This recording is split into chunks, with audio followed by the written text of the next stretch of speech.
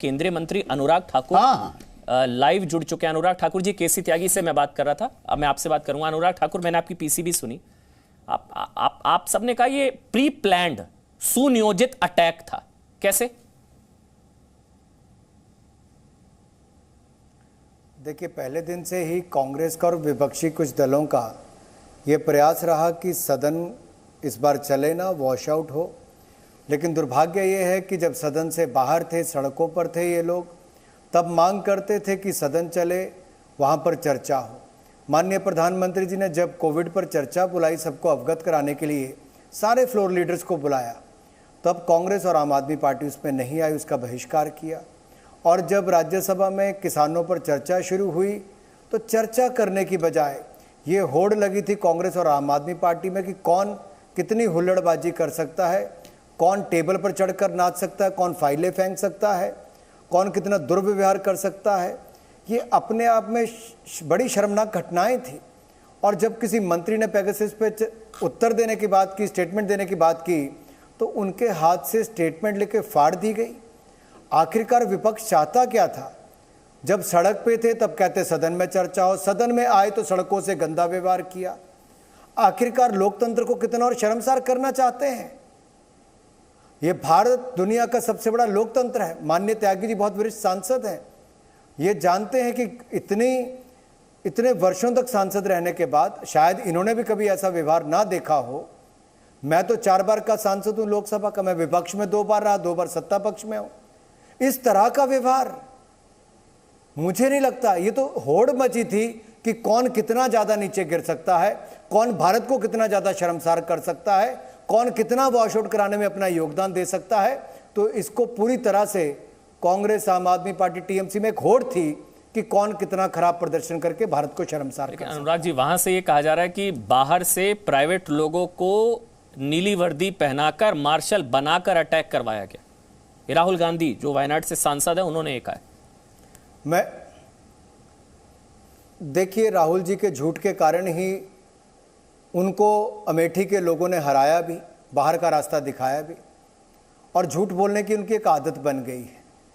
दुर्भाग्य यह है कि जिस पार्टी जो देश की अपने आप की सबसे पुरानी पार्टी कहती है, सत्ता में सबसे ज़्यादा वर्ष रही, वो 2 साल से अपना अध्यक्ष तक नहीं चुन पाई है। यह अराजकता कांग्रेस पार्टी की है और निर्णय ना करने की क्षमता कांग्रेस पार्टी की है। नेतृत्वहीन कांग्रेस पार्टी है और दृष्टिहीन भी मैं एक तरह से कहूँगा कि जिनको यही नहीं पता कि सदन में आकर जनता से जुड़े हुए मुद्दों को उठाना है, वो ये कहें कि बाहर के लोग लाए गए। अरे 12 महिला सिक्योरिटी ऑफिसर जो पार्लियामेंट की सिक्योरिटी की टीम है वो थी। कांग्रेस की महिला सांसदों ने उनको गले से पकड़कर खींचा है। ये वीडियो पूरा देश देख रहा है, कांग्रेस पर हा थूथूकार कर रहा है। क्या इस तरह के किसी संसद सदस्यों का व्यवहार हो सकता है, और भी महिला सांसदों का? मैं सोचता हूं एक बहुत बड़ा प्रश्न चिन्ह खड़ा होता है कांग्रेस की संस्कृति के ऊपर। सर, वो कह रहे हैं ये मार्शल थे ही नहीं, ये बाहर से आप लोगों ने, सरकार ने प्राइवेट लोगों को बुलाया था और वर्दी पहना दी नीली और अटैक करवा दिया। ये उतना ही झूठ है जितने इनके पेगासस के आरोप हैं।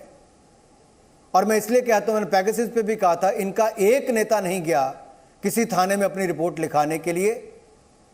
क्यों नहीं गए? क्योंकि झूठ के पांव नहीं होते। इसमें भी ये बिल्कुल झूठ बोल रहे हैं।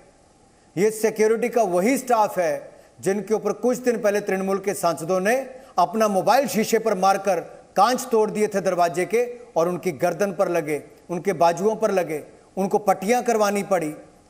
सदन के बाहर ये करते हैं, सदन के अंदर ये करते हैं। क्या आखिरकार इनको चर्चा करने के लिए बुलाया गया है कि चीरफाड़ करने के लिए बुलाया गया है? लोकतंत्र की कद बढ़ाने के लिए बुलाया गया है कि लोकतंत्र को शर्मसार करने के लिए बुलाया गया है? एक तरफ माननीय प्रधानमंत्री जी अपने मंत्रिमंडल का एक तरह से परिचय करवाना चाहते थे, वो परिचय नहीं करवाने दिया। फिर भी मोदी जी ने धैर्य रखा। उन्होंने अपने मंत्रियों को कहा कि तुम नए बने हो, सांसद नए बने हो, राज्यसभा में जाकर बैठो, वहां पर देखो कि हमारा अपर हाउस कितनी अच्छी डिबेट करता है। लेकिन अपर हाउस में, राज्यसभा में जो हुआ, त्यागी जी बहुत लंबे समय तक इसके सदस्य रहे, वो कह सकते हैं शायद ही इस तरह का कभी व्यवहार हुआ हो। इसलिए मैं आपसे कहना चाहता हूं कि इनको जितना ज्यादा कड़े से कड़ा इनके ऊपर कदम उठाए जाएं, वो एक सबक होगा। सर वो कहते हैं बोलने नहीं दिया जाता है उनको। लोकसभा और राज्यसभा विपक्षी सांसद कहते हैं उनको बोलने नहीं दिया जाता। सॉरी, विपक्षी सांसद कह रहे हैं उनको बोलने नहीं दिया जाता, उनके विरोध को कैमरे पर दिखाया नहीं जाता। क्या नहीं बोले? बोलिए आप सर। मैं आपसे पूछता हूं, ओबीसी पर चर्चा हुई, क्या उन्होंने भाग लिया? लिया। डिवीजन मांगा, क्या डिवीजन दिया? दिया। क्या किसान पर चर्चा मांगी? दी। इकोनॉमी महंगाई पर चर्चा मांगी, स्पीकर ने, चेयरमैन ने वो भी मंजूर की। तो कहां नहीं किया? पेगासस पर कहा तो मंत्री ने सुओ मोटो स्टेटमेंट दी, उसको फाड़ दिया गया। आखिरकार चर्चा में तो विपक्ष को बोलना है, लेकिन दिन में आकर, वेल में आकर हाउस के अगर हल्ला करेंगे, कागज फाड़कर चेयर पर फेंकेंगे, टेबल पर कूदेंगे, सिक्योरिटी वालों को गले से पकड़ेंगे, तो क्या करेंगे? क्या ऐसे लोकतंत्र में चर्चाएं होंगी? ऐसे सदन चलेगा? एक आखिरी सवाल है। और मुझे लगता है अपनी कार्रवाई से डरने के लिए, कार्रवाई के डर से ही इन लोगों ने कदम उठाया कि चेयरमैन के पास गए, जनता के बीच में मीडिया के माध्यम से जाने की बात की। आपको तो देश को इनके वो वीडियो दिखाने चाहिए जहां कांग्रेस की महिला सांसदों ने सिक्योरिटी वाले को गले से पकड़ा। आपको वो दिखाना चाहिए जब इन्होंने गेट को तोड़ा, आपको ये दिखाना चाहिए शीशे को तोड़ा, आपको ये दिखाना चाहिए कैसे टीवी को भी उखाड़ फेंकने के लिए हर तरह के प्रयास इन्होंने किए। और कई तो ऐसे चित्र हैं जो शायद जनता के सामने कभी ना आ पाए कि क्या क्या इनके सांसद अंदर करते रहे। हम लगातार दिखा रहे हैं अनुराग जी, छाया वर्मा है कांग्रेस की सांसद और फूलो देवी नेताम, पीवी नेताम, ये दो महिला सांसद है कांग्रेस की जिन्होंने ये सब किया। मेरा सवाल आपसे ये है, मतलब ये उच्च सदन में निम्रता की सारी हदें तोड़ दी गई, शीशा तोड़ा, पेपर फाड़ा, मार कुटाई, खींचतान, मतलब उनको चोटें भी आई, सारी तस्वीर हम लगातार दिखा रहे हैं। पीछे मकसद क्या हो सकता है आपके हिसाब से? क्यों ये सब? मतलब महिला मार्शलों को मारना, पीटना, शीशा तोड़ना, क्यों? मतलब इससे क्या लॉन्च हो जाएंगे राहुल गांधी, या रिलॉन्च के लिए ये सब किया गया? क्यों ये सब क्यों करना? आखिरी सवाल है।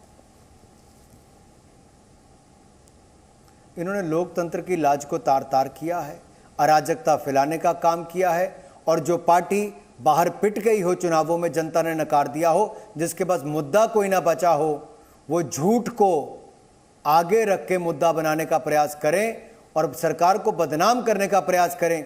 और ये उस तरह की हरकतें थी, मैं आपके चैनल पर जी पर कहना चाहता हूं, ये उस तरह की हरकतें थी जैसे 26 जनवरी को कुछ लोगों ने लाल किले पर जाकर की हिंदुस्तान को बदनाम करने की, उसी तरह की तर्ज पर सदन के अंदर टेबल पर चढ़कर, पीठ पर फाइलें फेंककर, सिक्योरिटी वालों को गले से पकड़कर, शीशे तोड़कर लोकतंत्र को बदनाम करके दुनिया भर में भारत की बदनामी करने का काम सदन के अंदर किया गया। तो वहीं दूसरी ओर लाल किले पर भी 26 जनवरी को काम किया गया। एक 26 जनवरी को तो दूसरा 15 अगस्त से पहले 11 अगस्त को किया जाता है। ये घटनाएं छोटी नहीं है।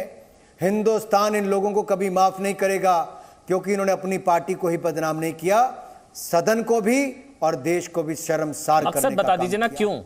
क्या राहुल गांधी रिलॉन्चिंग के लिए सब कर रहे हैं? क्या मकसद क्या है?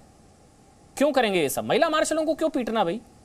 देखिए, जिनको अपनी पार्टी के अंदर ही कोई मानने के लिए तैयार ना हो, जहां G23 की बैठकें अलग अलग होती हो, जिनको अपने अंदर नेता कोई मानने के लिए तैयार ना हो, जिनकी पार्टी के अंदर लोकतंत्र खत्म हो गया हो, किसी की बात सुनने के लिए कोई तैयार ना हो, वो बाकी जगह भी वैसी ही अराजकता फैलाना चाहते हैं। वो एक परिवार की पार्टी है, वो किसी दूसरे गरीब माँ के बेटे को एक चाय बेचकर यहाँ तक पहुँचने वाले ईमानदार मोदी जी को देश का प्रधानमंत्री 7 साल के बाद भी कांग्रेस मानकर राजी नहीं है।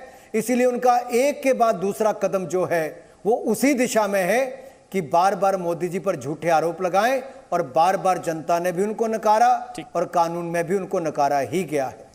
बहुत बहुत शुक्रिया अनुराग ठाकुर, आपने समय निकाला जी न्यूज के लिए, ताल ठोके के लिए। बहुत बहुत शुक्रिया साहब। आपका बहुत बहुत धन्यवाद। बहुत बहुत शुक्रिया। Presenting B News app available on Google Play and App Store. Download it now.